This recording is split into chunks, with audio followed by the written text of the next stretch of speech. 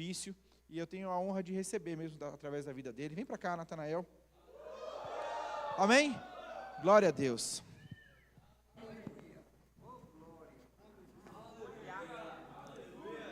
Aleluia. Aleluia. Estão me ouvindo? Sim. Glória a Deus, glória a Deus. Que honra, que privilégio estar aqui essa noite.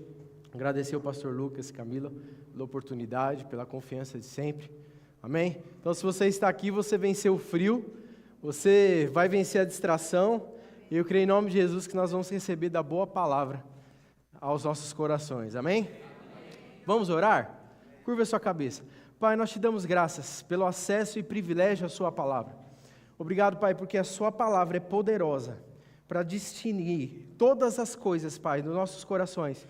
Que nós possamos, Pai, ter a aplicação prática do Espírito Santo sobre as nossas vidas. Nós queremos olhos iluminados, Pai, para receber e conseguir perceber aquilo que o Senhor tem preparado para as nossas vidas. Em nome de Jesus, eu repreendo toda distração, toda tentativa de Satanás roubar essa palavra. Mas eu creio em nome de Jesus, famílias sendo transformadas, salvas e alcançadas, porque a sua palavra é poderosa. Em nome de Jesus, nós te agradecemos e te louvamos. Amém. Aleluia, glória a Deus. Bom, alguns meses atrás, o Senhor colocou uma palavra no meu coração. E já faz alguns meses que eu estou com ela meditando. E assim, eu não vou conseguir falar tudo que eu gostaria de falar aqui hoje, né? Então, isso daí é só uma amostra daquilo que Deus tem, isso daí daria uma série de ministrações, mas o tema da minha mensagem é princípios de uma vida próspera.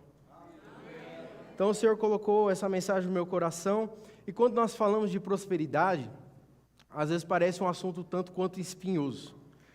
Né? Porque quando nós estamos na internet, assistindo alguns vídeos, a gente se depara com dois extremos. Quais são esses extremos? De um lado, nós temos uma pregação legalista, que diz que Deus não deseja que você prospere, que os bens materiais não são para essa terra, não são para esse tempo, e que Jesus era pobre e que a gente vai passar necessidade mesmo. Por outro lado, nós temos uma teologia que ela, de certa forma, convence as pessoas de que as coisas materiais são mais importantes do que as coisas espirituais. Isso vai empurrar para um tipo de comportamento avarento e egoísta. Então, como eu posso equilibrar esses dois extremos? E aí eu já te respondo, olhando as Escrituras. E a gente vai ver, através da palavra de Deus, que existe sim um equilíbrio. Quando a Bíblia vai tratar de coisas espirituais, obviamente que as coisas espirituais têm um peso maior. Porque as coisas espirituais são eternas e as coisas materiais são temporais. Amém? Isso não quer dizer que uma coisa exclui a outra. Amém? Então, o segredo é nós olharmos para a palavra, para a macrovisão bíblica que é apresentada. Em Salmo 119, a Bíblia vai dizer: a soma das tuas palavras é a verdade. Então, a Bíblia tem verdades que se complementam. Amém?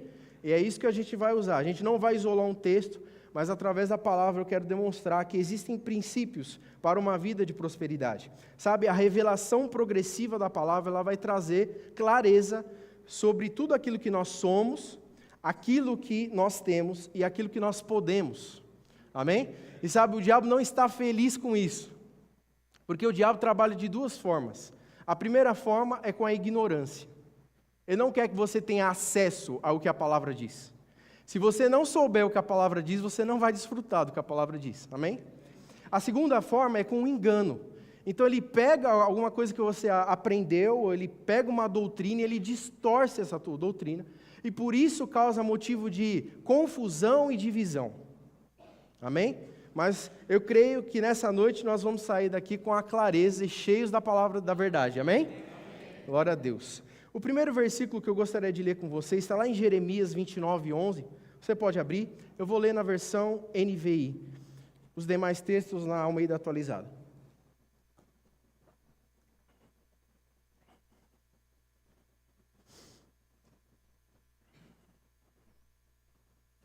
Você achou?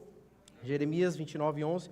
Diz assim: porque sou eu que conheço os planos que tenho para vocês, diz o Senhor, planos de fazê-los prosperar e não de lhes causar dano, planos para dar-lhes esperança e um futuro. Então a primeira coisa que nós conseguimos analisar nesse texto é que nos planos de Deus envolve prosperar você. Essa palavra prosperar, né, tem outras traduções que falam planos de paz e não de mal, mas essa palavra é shalom, ela tem um amplo significado e ela também pode ser colocada como prosperidade. Porque, sabe, prosperidade não é só ter dinheiro. Prosperidade não é ter dinheiro. Amém? Eu posso ter dinheiro e não ser próspero. E eu posso ter pouco e ser próspero. Prosperidade é fruto da obra redentora de Cristo. E eu vou explicar isso para vocês mais à frente. Mas a gente precisa entender que o desejo de Deus é que a gente prospere. Não só nas bênçãos espirituais, por exemplo, a salvação, uma das maiores bênçãos que nós podemos ter, mas sim também na área material. Amém? Então, é o desejo da parte de Deus. Em Gênesis 12, 3, diz assim: Deus diz a Abraão: abençoarei aqueles que te abençoam e amaldiçoarei aqueles que te amaldiçoarem. Em vocês serão benditas todas as famílias da terra. E, sabe, Deus estava pré-anunciando o evangelho a Abraão, mas ele estava falando: sabe, Abraão, através da sua vida, eu quero que você, através da bênção que eu estou depositando na sua vida, você vai abençoar mais pessoas. Então, se eu entendo que os planos de Deus é me fazer prosperar, a gente precisa entender também que Deus usa pessoas para abençoar pessoas. Então, o objetivo é que Abraão fosse abençoado, para que ele alcançasse mais pessoas, para que Abraão fosse um canal de bênção na vida de outras pessoas. E sabe, tem muita gente pensando assim: ah não, eu não quero que Deus me prospere muito, eu só quero que Ele me prospere o necessário. E sabe, esse tipo de fala, ela até parece uma fala de humildade, mas na verdade é uma fala egoísta. Porque se Deus te der somente aquilo que você precisa, como que você vai poder ser bênção na vida de alguém? Amém? Em Efésios, a Bíblia vai dizer assim: aquele que roubava, não roube mais, mas fazendo o que é justo com as mãos, tenha com que compartilhar com o próximo. Então assim, se eu preciso fazer com as minhas mãos o que é justo, e eu preciso compartilhar, eu preciso receber mais. Porque pela lógica, se eu tiver só o que eu preciso, se eu der para alguém, vai fazer falta para mim, e o que eu der não vai ser suficiente para prover, ou seja, os dois vão passar necessidade. E eu não consigo ver um versículo que embaseia essa ideia. Então a gente precisa entender que a prosperidade, no sentido amplo da palavra, ela sim, ela significa isso. E a definição de prosperidade significa ser bem-sucedido, rico, satisfeito, completo. Amém? Outras pessoas dizem assim: não, o dinheiro é mau, por isso que eu evito ter muito dinheiro. Quem conhece aquele versículo que diz que o dinheiro é a raiz de todos os males? Você tem? Cadê? Está onde na Bíblia aí? Que eu não conheço, na minha Bíblia não está não. Talvez seja 1 Timóteo 6,10, que diz assim: porque o amor ao dinheiro é a raiz de todos os males. E sabe, existe uma diferença, porque não é o dinheiro que é o mal, mas é o amor ao dinheiro. Aí você pode perguntar: mas qual é a diferença? Bom, alguém que não tem dinheiro pode amar o dinheiro, e alguém que tem dinheiro pode não amar o dinheiro. Amém? Então, todo o problema com o dinheiro passa a ser quando nós colocamos o dinheiro numa posição que ele nunca deveria ocupar. O dinheiro foi feito para ser servo das nossas vidas e não dono. Mas quando nós colocamos o dinheiro na posição de dono, aí nós estamos cometendo um grande erro. Amém? Então, a Bíblia vai dizer, por exemplo: se as suas riquezas aumentam, não ponha nelas o coração. O que ele está falando? Se as suas riquezas aumentam, se distribua tudo, evite ter riquezas. Não, ele fala: não coloque o coração nelas. Porque quando você coloca o coração, é que é o problema. Em 1 Timóteo 6,17 vai dizer: exorte aos ricos desse mundo, para que não depositem a esperança na instabilidade das riquezas. Então ele está falando assim, quando você confia mais naquilo que você tem, no que em Deus, aí nós temos um problema. Então toda a advertência bíblica relacionada a riquezas, ela se resume a uma relação errada entre o homem e o dinheiro. Amém? No Antigo Testamento, nós tínhamos vários personagens bíblicos que, quando nós vamos olhar para a vida deles, eles eram extremamente prósperos. No caso de Abraão, que eu acabei de ler, Salomão, Jó, entre outros. A pergunta que eu te faço é que, mesmo debaixo de uma aliança inferior, eles eram abençoados. Imagine você que agora está debaixo de uma aliança superior. Aleluia! Isso não te empolga? Aleluia! Porque é o seguinte, quando Deus enviou a Jesus, Ele enviou a Jesus para Ele se fazer maldito em seu lugar. Ou seja, Jesus te livrou da maldição da lei, a pobreza e a miséria já não são mais uma realidade. Agora você está debaixo da bênção e do favor de Deus, vivendo uma vida de ampla suficiência. E para quê? Para que você possa transbordar em toda boa obra. Aleluia! Como eu disse, ser próspero não quer dizer que você não vai passar dificuldades ou necessidades. Isso não quer dizer isso. Isso pode ser somente uma fase que você está passando. Até porque a Bíblia vai dizer que no mundo nós teremos aflições. Então a Bíblia não está poupando você de passar dificuldades. Mas entenda uma coisa, prosperidade não quer dizer, não diz respeito a quanto você tem, mas diz respeito a quem você é. Está ligado à sua identidade em Cristo. Não é pelo seu esforço que você é próspero. A prosperidade é uma consequência da obra redentora na cruz. E não é por um mérito, é pela graça. Entendam, na lei, nós tínhamos bênção e maldição. Se eu obedecia, eu colhia das bênçãos. Mas se eu desobedecia, vira e mexe vem uma maldição. Porque o homem era incapaz de cumprir a lei. Só que essa não é mais a nossa realidade. Amém? Nós estamos em Cristo, então existe uma diferença entre você fazer algo e receber algo porque você fez. Isso tem mérito. Quando eu faço algo, eu recebo pelo que eu fiz, eu tenho mérito. Agora, quando alguém me abençoa e eu só faço porque eu fui abençoado, eu não tenho mérito algum naquilo.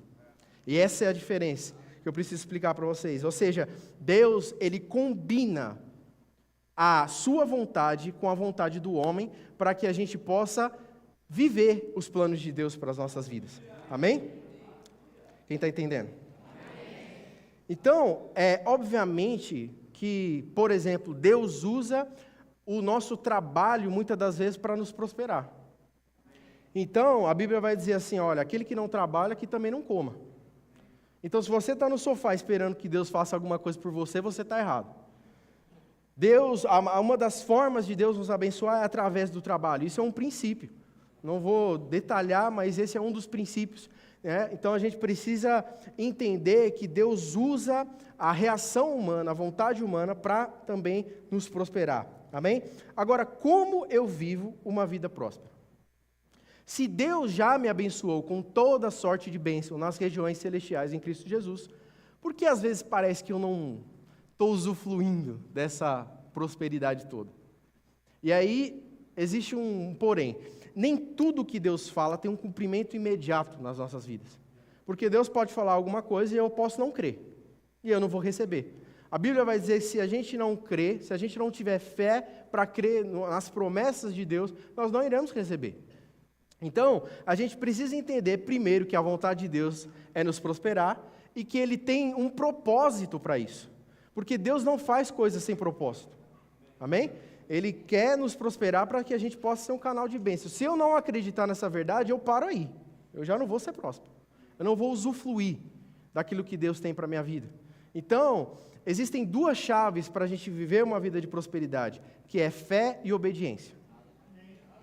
A fé crê naquilo que Deus falou. Ela agarra aquilo como se já fosse. Então, Deus falou, você é próspero. O mundo espiritual é mais real do que o mundo natural.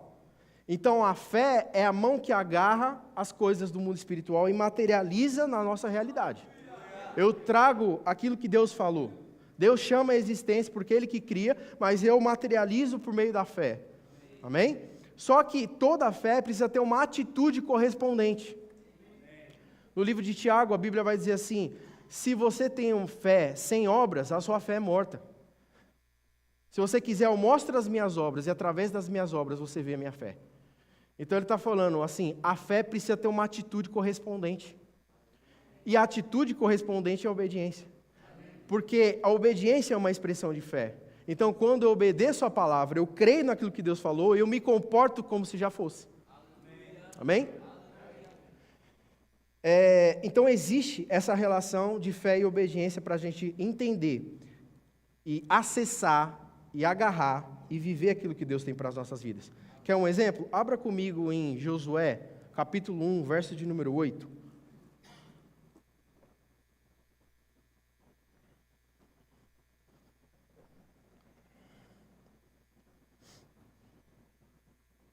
Josué, capítulo 1, verso de número 8. Diz assim: Não deixe de falar as palavras deste livro da lei, e de meditar nelas de dia e de noite, para que você cumpra fielmente tudo o que nele está escrito. Só então os seus caminhos prosperarão, e você será bem-sucedido.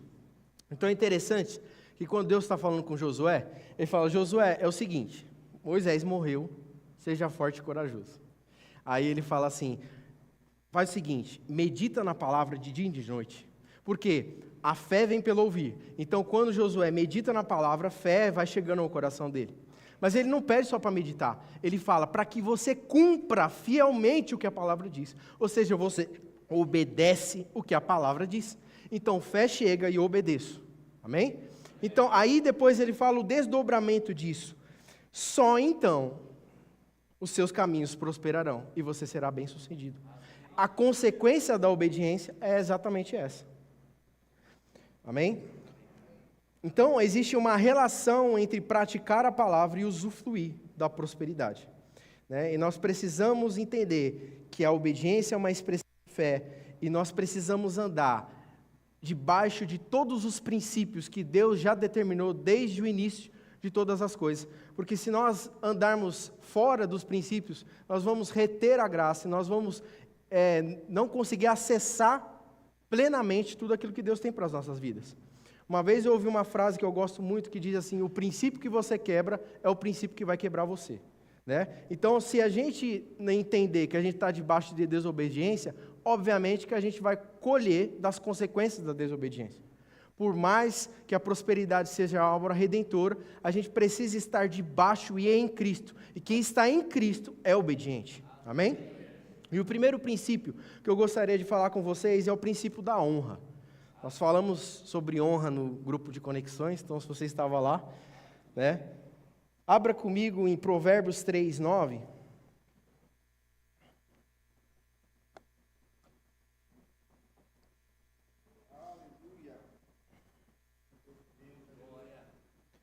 Diz assim: honre ao Senhor com seus bens e com as primícias da sua renda, e os seus celeiros ficarão completamente cheios, e os seus lagares transbordarão de vinho. Bom, esse é um dos textos mais conhecidos. Toda vez que tem dízimos e ofertas, talvez seja o versículo mais falado. Mas a pergunta que eu te faço é: por que Deus pede para nós honrarmos a Ele com os nossos bens? Existem outras formas de se honrar a Deus, mas por que especificamente Deus está pedindo para nós honrarmos Ele com os nossos bens? Quando eu olho para Deus e para o caráter de Deus, eu vejo um ser completo em si mesmo. Ele não precisa de nada, Ele não precisa da minha honra. Paulo vai dizer: Deus não pode ser servido por mãos humanas como se precisasse de algo. Então, se Deus não precisa da honra, por que eu preciso honrar Ele? Por que Ele me pede honra? Porque a honra não muda quem Deus é, a honra muda quem nós somos. A honra cria um efeito regulador no homem, para que blinde o coração do homem, para que nada e nem ninguém ocupe a posição onde Deus sempre deveria estar, que é o centro, é o primeiro lugar nas nossas vidas.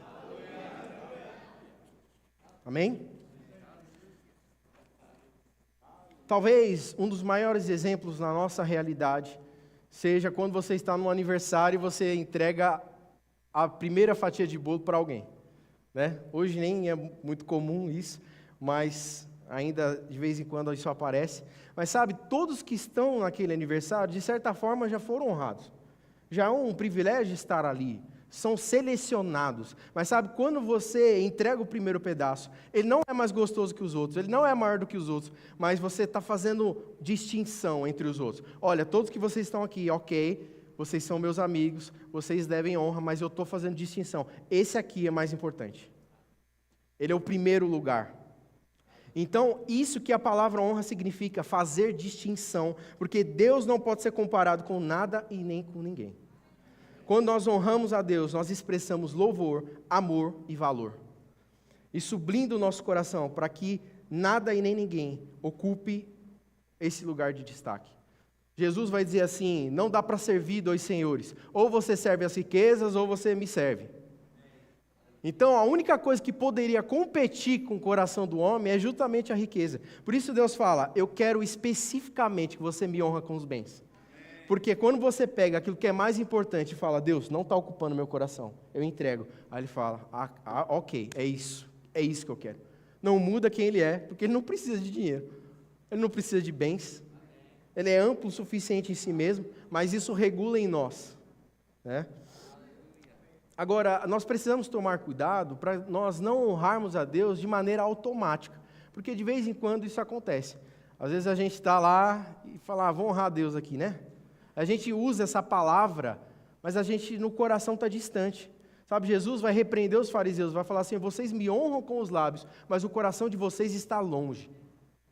Lá em Malaquias, a Bíblia vai dizer, Deus fala assim, eu sou o Pai, cadê minha honra? Vocês entregam a oferta de qualquer jeito e acham que eu vou receber? Aí ele fala assim, eu não tenho prazer na oferta de vocês.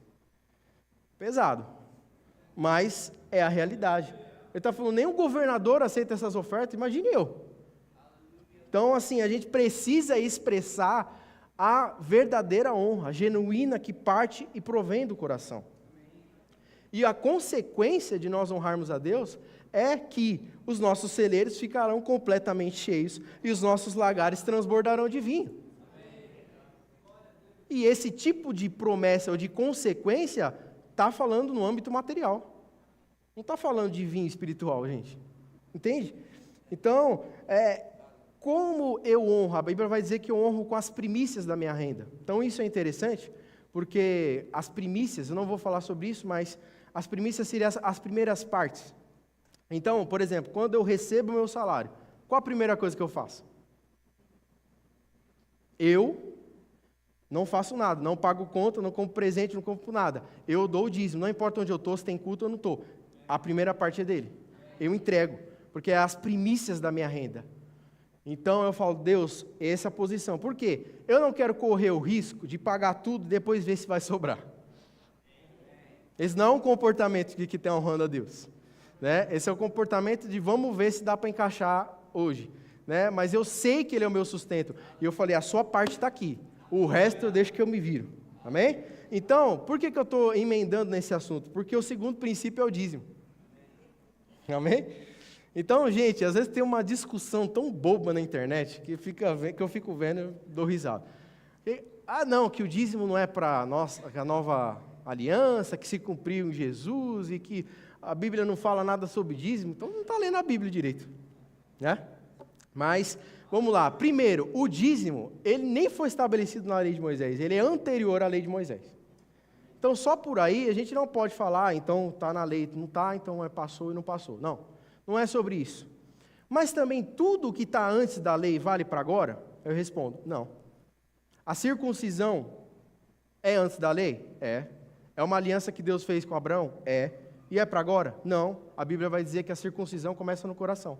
Quando eu aceito Jesus como meu Senhor e Salvador no meu coração, eu faço uma aliança com Ele. Então a aliança é no coração. Então não preciso mais dessa prática. Então, como que eu faço essa análise de como que algo permanece ou não permanece? A história do dízimo, ela é muito boa, eu não vou conseguir ler ela inteira, mas está lá em Gênesis 14. Então eu recomendo fortemente que você leia o capítulo inteiro, para você compreender melhor essa história. Mas basicamente, parafraseando, é o seguinte: existiam 5 reis que enfrentaram 4 reis. Esses 4 reis venceram os 5 reis. E eles tomaram os despojos de guerra deles. Ou seja, todas as riquezas, as pessoas que estavam lá foram levadas cativas como escravos. O grande ponto é que dentro desses 5 reis, tinha um rei de Sodoma. E o sobrinho de Abraão, que chama Ló, ele estava morando em Sodoma e ele foi levado prisioneiro por esses 4 reis. E aí, um servo consegue fugir da guerra e ele fala: Abraão, seguinte, levaram o seu sobrinho Ló. Deu ruim para ele lá. Abraão, beleza, junta 318 homens aí, vamos lá atrás deles. Todos eram servos dele, tá? Pra você ver como ele era próspero. 318 homens. Aí Abraão vai e vence dos 4 reis, que tinham vencido 5 reis. E Abraão nem rei era. E aí Abraão está voltando. Então ele já era rico. Aí ele sai rico, ele volta o Elon Musk. Né? Ele volta estourado. Estourei, né? Então aí Abraão volta. E quando ele está voltando, ele encontra um rei que chama Melquisedeque. Grave bem esse nome, Melquisedeque. Ele era o rei de Salém, ou o rei de paz. E aí Melquisedeque, ele traz pão e vinho. Tem outro personagem que traz pão e vinho aí que vocês lembram? Aleluia. Então, a Bíblia vai dizer que Melquisedeque abençoa Abraão, dizendo assim: bendito seja o Deus Altíssimo, que entregou os adversários de você nas suas mãos. Então Abraão deu a Melquisedeque o dízimo de tudo. Tá? Isso está lá em Gênesis 14, 20. Gente, lá está Abrão, mas depois Deus muda para Abraão. Então Abraão é mais fácil de falar. Amém? Então é interessante que Melquisedeque, ele nem era hebreu, mas ele tinha a revelação de quem Deus era. Ele conhecia Deus como Elohim e Abraão como El Shaddai, mas era o mesmo Deus. E aí eles se entenderam ali. Mas quando eu olho para esse texto, a gente precisa considerar algumas coisas. Alguém sabiamente uma vez diz que quando você precisa entender o propósito de algo, você deve voltar ao início. Jesus vai fazer isso. Quando as pessoas começam a questionar Jesus, olha, e o divórcio, e Moisés? Ele falou, volta lá no início e vê como que era. Então a gente precisa voltar no início, porque aqui tem uma grande parcela de como o dízimo era. Então, quando eu olho para o dízimo, eu já consigo observar alguma coisa. Você não dá o dízimo para ser abençoado. A Bíblia vai dizer que Melquisedeque abençoa Abraão e depois Abraão entrega o dízimo de tudo. Amém? Ele não falou assim, ó, eu te abençoo se você me entregar o dízimo. Não é uma barganha. Não. Então, Melquisedeque abençoou e um ato de gratidão que Abraão tinha, porque ele sabia que ele tinha vencido aqueles reis. Não era pela força do braço dele. Ele sabia que Deus era com ele. Ele fala, tá bom, eu vou pegar dos melhores despojos. Eu vou entregar a 10ª parte. Porque sabe, dízimo significa a 10ª parte, literalmente. Em Hebreus a Bíblia vai dizer que ele não só pegou a 10ª parte, mas ele pegou a melhor da 10ª parte. Então, Abraão dá o dízimo a Melquisedeque. E então, nós podemos entender e perceber certos elementos dentro dessa história que no texto que nós mostramos a ideia original do dízimo. Qual que é o primeiro elemento que eu vejo aqui? Voluntariedade. Deus não obrigou Abraão a entregar nada. Deus não falou assim, entrega o dízimo, senão é devorador na sua tenda. Não é isso. Voluntariedade. Fidelidade, um ato de fé e obediência. Por quê? Se Abraão não cria que existia um Deus que estava atrás dele, ele não teria entregado nada. Ele falou, foi pela minha própria força. Então, foi uma atitude de fé e de obediência. Porque, de certa forma, ele tem uma revelação para fazer aquilo. Entendendo que Deus é que supre ele. Um ato de amor, ou seja, uma retribuição daquilo que Deus fez por Abraão. E um ato de gratidão, um ato de render graças, reconhecendo que Deus havia dado a vitória. Então, quando nós vamos dizimar, todos esses elementos precisam estar embutidos no nosso coração. Então, depois disso, o dízimo ele é incorporado pela lei de Moisés. Tá? Então, virou uma regra, uma constituição para o povo. E o dízimo teve um propósito dentro da lei. Tá? Eu não vou falar sobre isso, até minha esposa falou, tira, porque é muita coisa. Porque na Bíblia tem mais de um dízimo na lei, tá? Mas eu não vou falar sobre isso. Mas o dízimo principal da lei fala o seguinte, a 10ª parte era para suprir a tribo de Levi. Os levitas, eles eram, não eram só músicos, tá? Eles eram responsáveis por todo o trabalho sacerdotal. Eles eram ajudantes dos sacerdotes que eram descendentes de Arão. Eles ajudavam, só que eles não tinham terra e nem herança. Ou seja, se você não tem terra, você não planta, você não come. Então, as 12 tribos se reuniam e davam 10% para a tribo de Levi. Amém? Então, é assim que funcionava. O propósito do dízimo na antiga aliança era suprir os levitas, a tribo de Levi.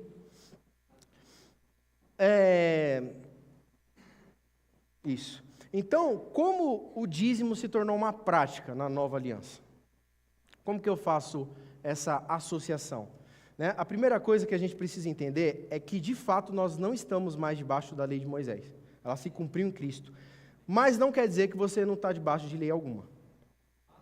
Em Hebreus 7,12, a Bíblia diz, onde há mudança de sacerdócio, há mudança de lei. Não falar finalidade, extinção de lei. É mudança de lei. Em 1 Coríntios 9:21 vai dizer, não estando sem lei para com Deus, mas debaixo da lei de Cristo. Então existe uma lei na nova aliança que rege todas as coisas. É a lei de Cristo, é a graça, amém? Então tudo que o Antigo Testamento apontava eram sombras futuras de uma imagem que só pode ser revelada exatamente em Cristo. Então por isso que muitas das vezes Jesus precisava aparecer e falar assim, ouviste o que disse aos antigos? Eu, porém, vos digo. Porque ele está falando assim, a imagem que vocês tinham na lei era de alguém míope. Eu tenho 1 grau de miopia. Se eu tirar o óculos, eu já não enxergo quem está lá no fundo. Mas quando eu coloco, eu enxergo perfeitamente. Então Jesus é o óculos que você coloca, você enxerga exatamente qual é o propósito das coisas. Então, para nós avaliarmos se alguma coisa passou do Antigo Testamento para o Novo, se continua, se permanece, como que funciona? Nós temos 5 aspectos para podermos avaliar isso. 5. Primeiro, reforma. Esse aspecto é uma mudança total daquilo que Moisés tinha estabelecido. Então, vou dar um exemplo para vocês. Na lei de Moisés dizia assim, ame ao seu próximo e odeie o seu inimigo. Só que Jesus vai falar, eu, porém, vos digo, ame os seus inimigos e orem por aqueles que te perseguem. Completamente diferente.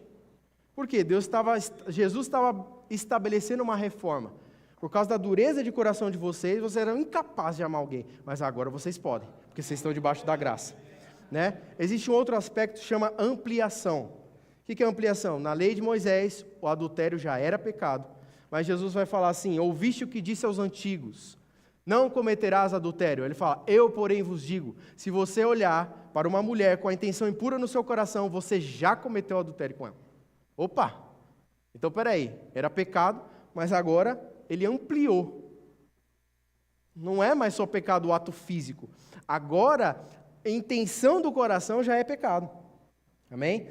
Cumprimento é o terceiro aspecto. Essa expressão cumprimento da lei significa que ele veio realizar tudo aquilo que os profetas profetizaram a respeito dele no Antigo Testamento. Então, quando nós olhamos para isso, existem muitas figuras e rituais que pré-anunciavam a vida de Cristo, mas hoje já não faz mais necessário praticar. No caso, que eu já dei o exemplo, foi a circuncisão. Amém?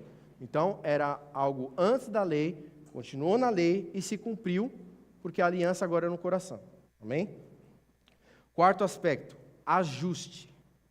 Então, ajuste, existem 2 possibilidades de ajuste. A primeira é a mudança de prática e continuidade de propósito, e a outra é continuidade de prática e mudança de propósito. E é nessa aqui que o dízimo se encaixa. Existe a quinta, que é a permanência, que diz assim, nesse aspecto seriam coisas que, exatamente como era feito antes ou na lei, devem ser continuadas na nova aliança. E um exemplo, se abster de comidas sacrificadas ou com sangue. Tá? Isso foi estabelecido lá na aliança noética. Lá em Noé, Deus já falou, você vai comer de tudo, só não come com sangue. Na lei, não come animal com sangue. O concílio de Jerusalém, em Atos, não vai comer. Né? O Espírito Santo está falando que não é abster da imoralidade e de comer comida com sangue. Pronto, continuidade de prática. Então, a gente sempre vai ver textos amparando se tem continuidade de prática, se não tem, se teve mudança de propósito ou não. Amém? Mas eu vou me ater à questão do dízimo. Tá? Por que houve continuidade de prática? O que Jesus disse a respeito do dízimo? Nós sabemos que o que Jesus diz é doutrina para a igreja. Em Mateus 23, a Bíblia vai dizer assim, ai de vocês, escribas e fariseus, hipócritas, porque vocês dão o dízimo da hortelã, do endro e do cominho, e desprezam os preceitos mais importantes da lei, a justiça, a misericórdia e a fé.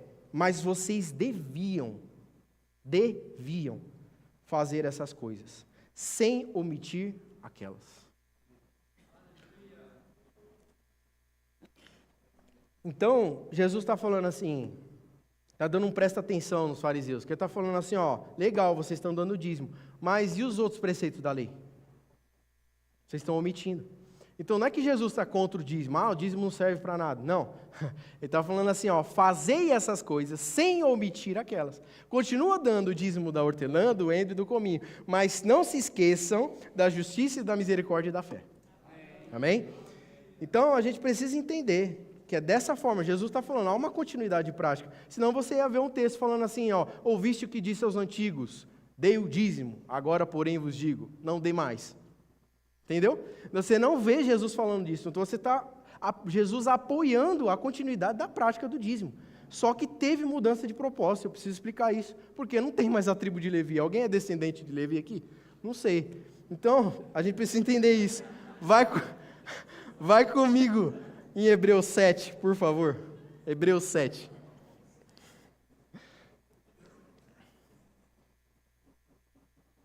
Outra coisa, eu recomendo fortemente que vocês leiam um capítulo inteiro de Hebreus 7, tá? Não vai dar para explicar, tem muita coisa legal para falar, mas, ó, meu Deus, olha o tempo. Vamos lá.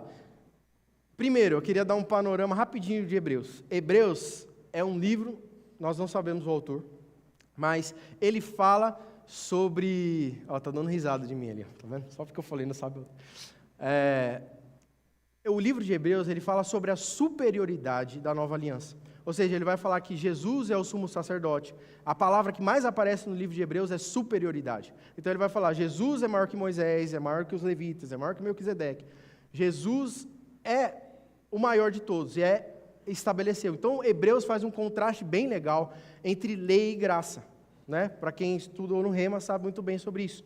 Quando você abre Hebreus 7, na sua Bíblia tem um título, que não vai aparecer aqui no telão, mas na minha Bíblia está escrito assim, Melquisedeque, tipo de Cristo.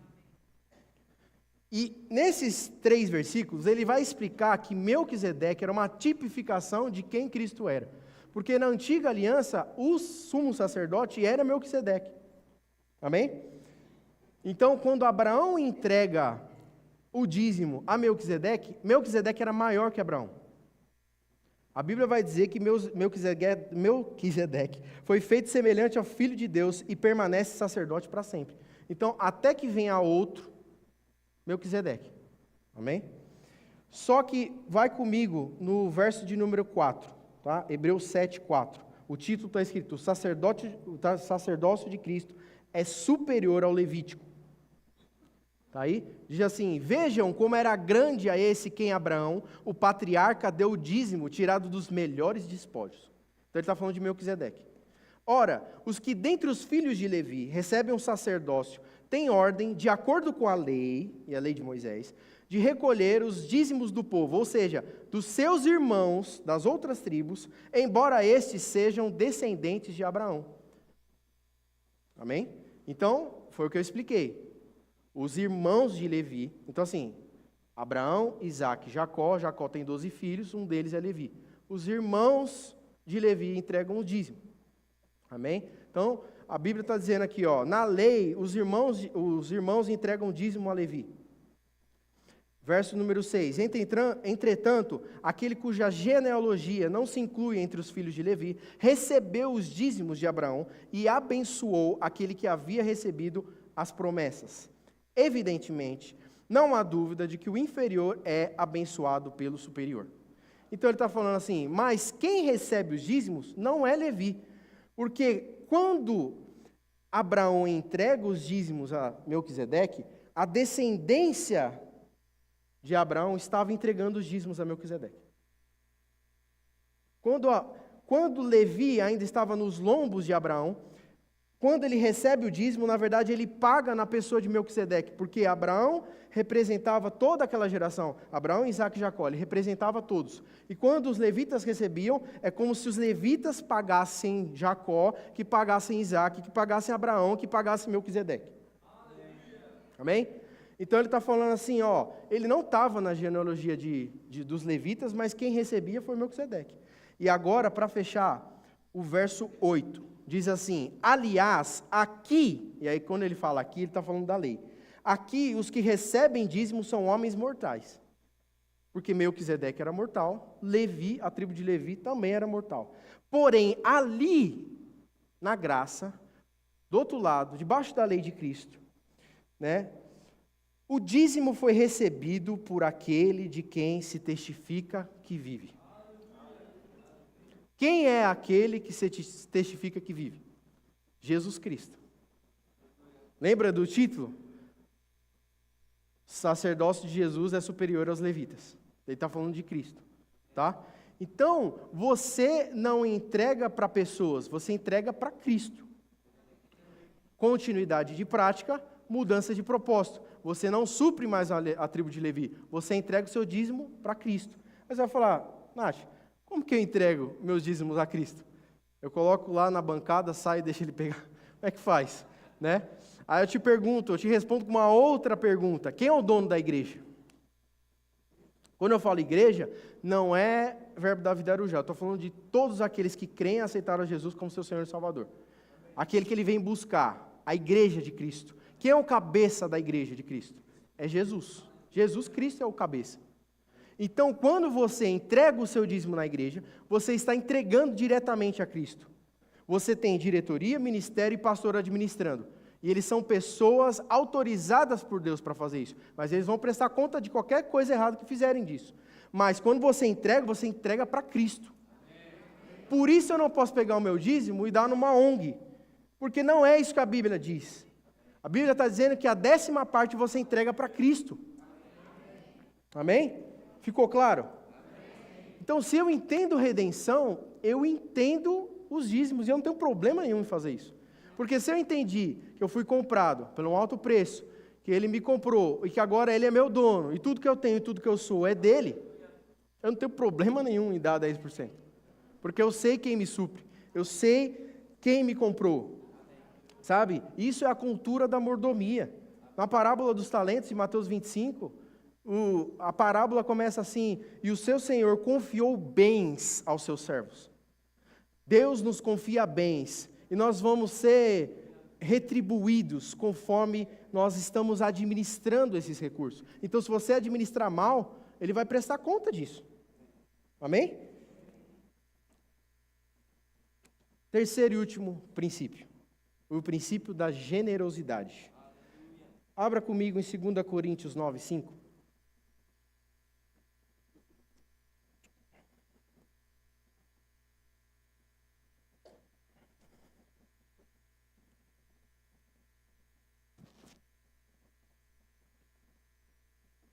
Diz assim: portanto, julguei necessário recomendar aos irmãos que me precedessem na visita a vocês e preparassem de antemão a oferta que vocês prometeram, para que esteja pronta como expressão de generosidade e não de avareza.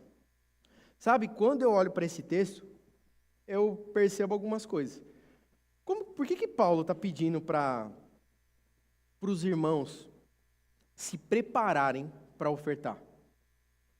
E por que ele está falando que a oferta precisava ser numa expressão de generosidade e não de avareza? Antigamente eu pensava que a avareza era simplesmente não dar. Ah, não vou dar, avarento. Não, mas ele está falando, a oferta pode expressar a avareza. Porque as nossas ofertas, elas comunicam, elas expressam algo. Amém? Porque a generosidade, ela começa no coração.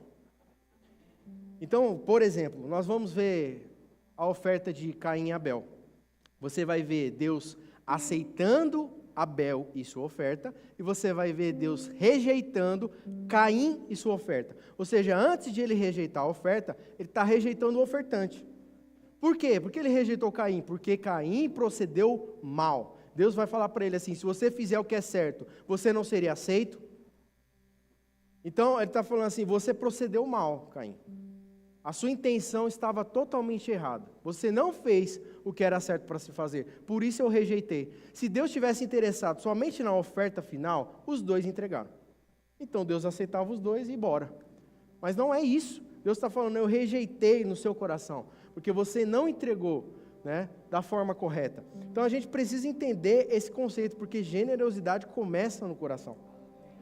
Eu gostei muito de uma definição de generosidade dada pela Universidade de Notre Dame. Diz assim: a definição de generosidade é a virtude de dar coisas boas aos outros de uma forma espontânea e plena. Não em dar presentes, mas em ajudar outras pessoas, seja compartilhando tempo, energia, recursos materiais e conexões sociais. Deus é o nosso maior exemplo de generosidade. Em João 3,16, a Bíblia vai dizer assim: porque Deus amou o mundo de tal maneira que Ele deu seu único Filho. Sabe, aquilo que Deus tinha de mais precioso, Ele entregou. É um Deus sem reservas. Eu abro mão daquilo que eu tenho de mais precioso. E você acha que Deus não perdeu fazendo isso? Deus entregou aquilo que Ele tinha pela humanidade. E nem todos vão reconhecer Ele. Então, Deus é um exemplo de generosidade para nós. Então, quando eu olho para o caráter de Deus, eu falo, eu preciso refletir, eu preciso espelhar o caráter do meu Pai. Então, eu sou generoso, eu ando em generosidade. Aleluia! A Bíblia vai dizer que nós devemos ser imitadores de Deus, como filhos amados. E esse é um princípio que nós não podemos abrir mão. Então, como eu expresso generosidade? Como eu disse, a generosidade começa no coração, com um desejo sincero de agir em benefício dos outros, mesmo que isso signifique abrir mão de algo próprio. Sabe, eu não sou generoso assim, olha, eu vou ofertar na vida daquele irmão que ele tem muito dinheiro, aí depois ele oferta de volta. Isso não é generosidade. Isso eu não sei o que é isso, né? Você pode até fazer um investimento, não, eu vou comprar uma lembrancinha, tal, que depois lá na frente eu vou ganhar, mas isso não é generosidade, gente. Eu não dou porque eu vou receber alguma coisa em troca. Como o pastor disse, existe uma colheita, mas o foco não é esse, é um efeito colateral. E quem dá, como dá, quando dá, é Deus. Amém? Qual que é o segundo pilar da generosidade? É a ação. O desejo no coração se transforma numa ação. A Bíblia vai dizer que não há proveito nenhum quando você deseja no coração e você não faz. Então, se o seu irmão chega para você e fala, pastorzão, estou com dificuldade aqui, nisso, aí surge o desejo do coração, genuinamente, espontaneamente. Aí eu falo, vai em paz, meu irmão, estou torcendo por você. Adiantou de nada. Porque a generosidade, ela requer uma ação. É bom você ver as pessoas torcendo por você, mas aquilo não teve efeito prático nenhum, porque a generosidade tem uma atitude, uma ação correspondente. E o terceiro princípio, ou pilar da generosidade, o objetivo da generosidade precisa ter um efeito prático para beneficiar os outros. Então, se eu dou algo esperando receber alguma coisa em troca, não é generosidade, porque o foco não é você, é o foco em quem recebe. Muda quem dá, mas transforma e abençoa quem recebe. Amém? Então, toda vez que você for generoso, saiba de uma coisa, você vai perder algo. Você até pode ganhar depois, porque Deus é galardoador daqueles que o buscam, mas você vai perder algo. A Bíblia vai dizer que é melhor dar do que receber. Como é que eu consigo entender essa afirmação? Como que é melhor dar do que receber? Se eu estou perdendo, é porque você precisa entender quem é a fonte do seu sustento. Se eu tenho uma fonte inesgotável de suprimento, eu tenho prazer em dar, porque nunca me falta. Eu vou transbordando o tempo todo a todas as pessoas, para que elas possam receber, porque Deus abençoa pessoas, usando pessoas. Aleluia! 2 Coríntios 9, agora no verso 6. Diz assim, isso lhe afirmo, aquele que semeia pouco também colherá pouco, e o que semeia com fartura também colherá com fartura. Cada um contribua, segundo tiver proposto no coração, não com tristeza ou com necessidade, porque Deus ama quem dá com alegria. E aí quem duvidava de prosperidade, tem o verso 8 aí. Deus pode tornar abundante em vocês toda a graça, a fim de que, tendo sempre, em tudo, ampla suficiência, vocês sejam abundantes em toda boa obra. Então, quando eu olho para esse texto, também é muito falado em oferta, mas a gente consegue ver que existe uma colheita proporcional. A nossa generosidade, ela vai ser expressa, ela vai ser convertida em uma ação, mas depois Deus vai nos galardoar. Existe uma colheita proporcional. Então, muitas pessoas estão falando, não, eu vou ser generoso quando eu tiver muito. Não. A Bíblia vai dizer, se você for fiel no pouco, eu vou te colocar no muito. Seja generoso agora com o que você tem.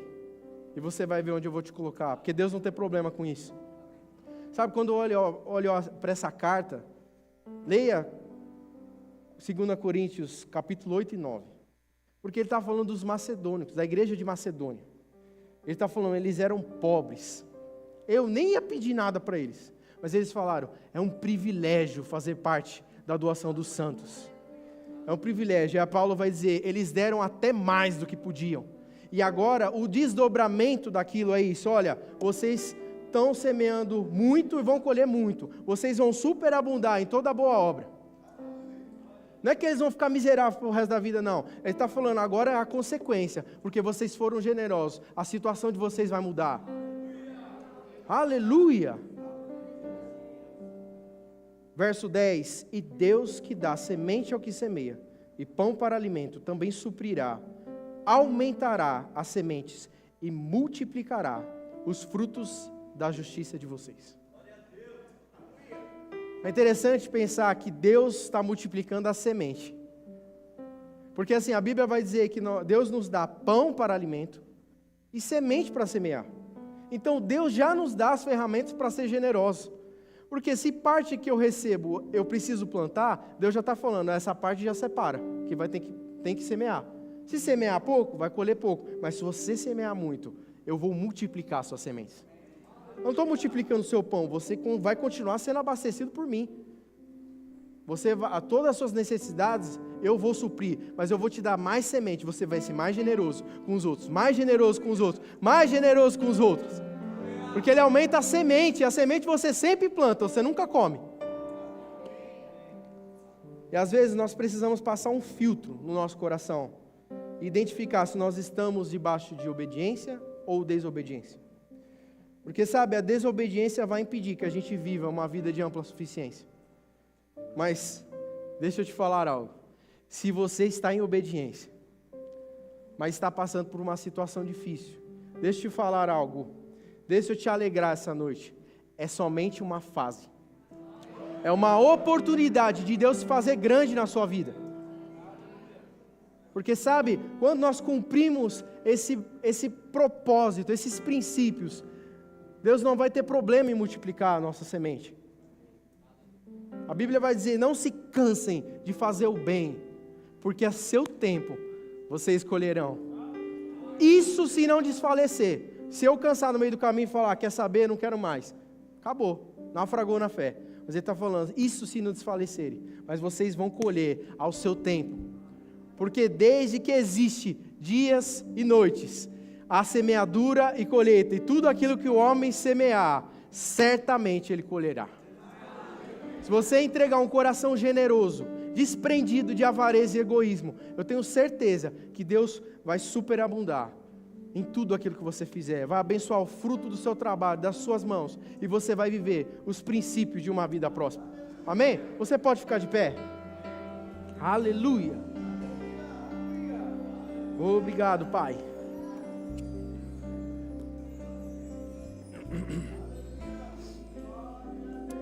Aleluia, obrigado. Bom, enquanto eu estava orando por esse culto, Deus falou muitas coisas comigo.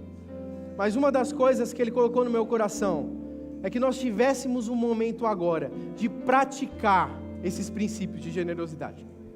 Porque não vale de nada nós ouvirmos e não praticarmos. Não sou eu que vou falar o que você tem que fazer. Seja sensível à voz do Espírito Santo para identificar quais princípios você deve cumprir. Fale ao Senhor, como eu posso ser mais generoso, Pai? Isso não tem a ver comigo não, viu?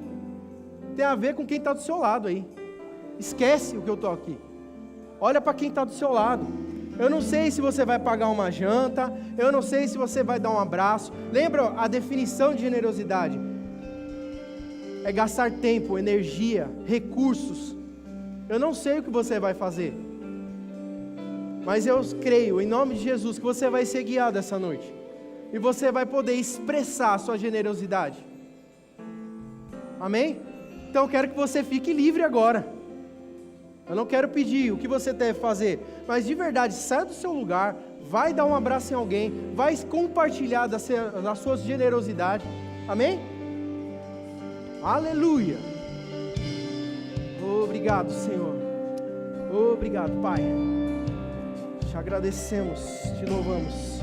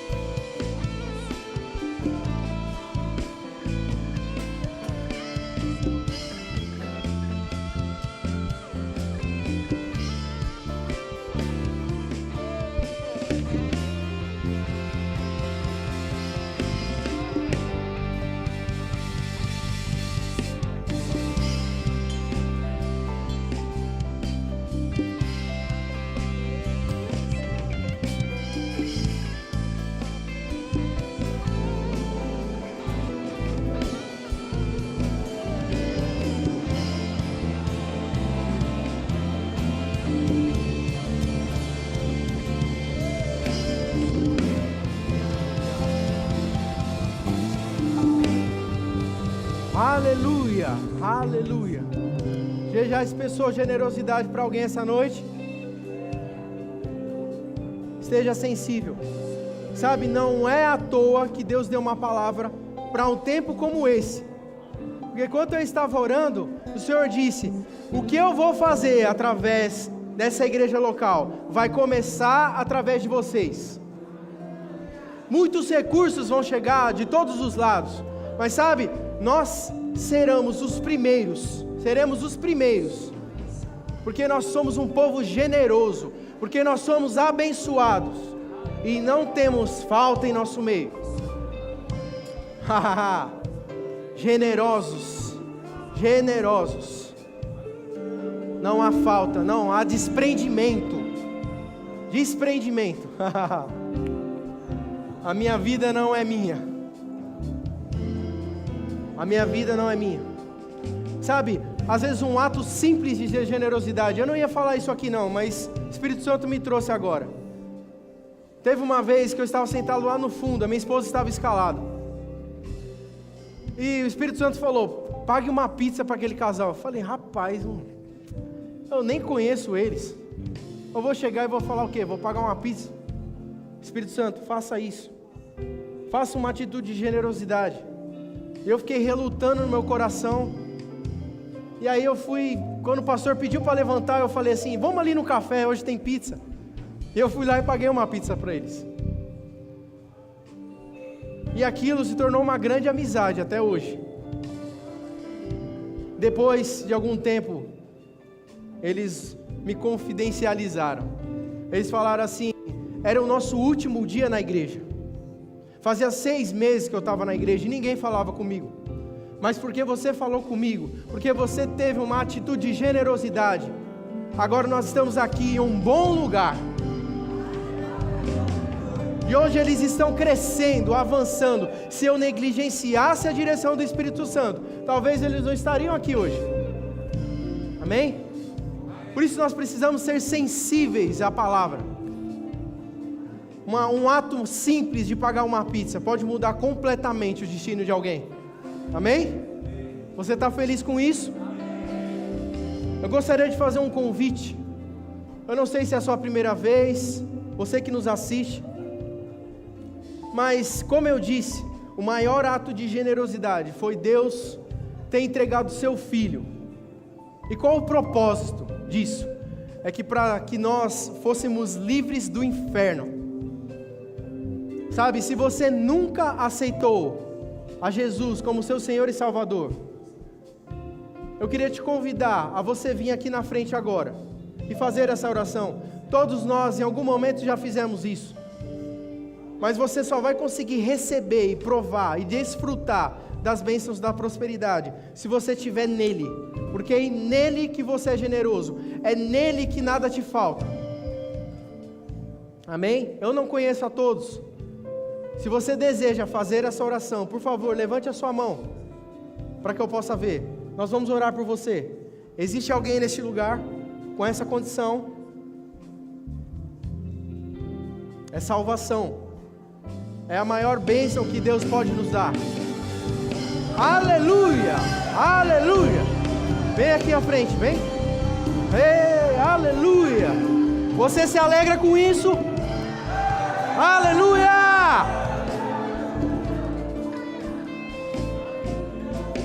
Mais alguém? Mais alguém deseja? Se você já fez essa oração em algum momento, mas rejeitou, confiou na sua própria força, desistiu dos caminhos do Senhor, mas está arrependido e deseja voltar aos caminhos do Senhor, você precisa fazer uma oração. Se você está nessa condição, você pode levantar sua mão. Já fez a oração, mas viveu a vida de qualquer jeito e agora deseja de fato ter um reencontro com o Senhor, viver debaixo da obediência e não da desobediência. Existe alguém? Vem aqui na frente, por favor. Nós vamos celebrar em alegria. Aleluia. Glória a Deus. Se você está com algum